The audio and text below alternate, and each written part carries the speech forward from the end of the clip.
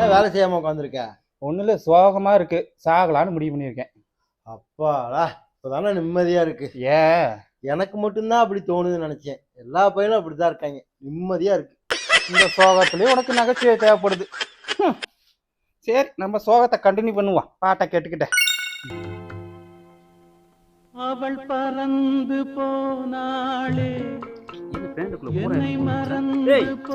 ஏடா சோப்பாடு கட்டு உட்காந்துருக்கு.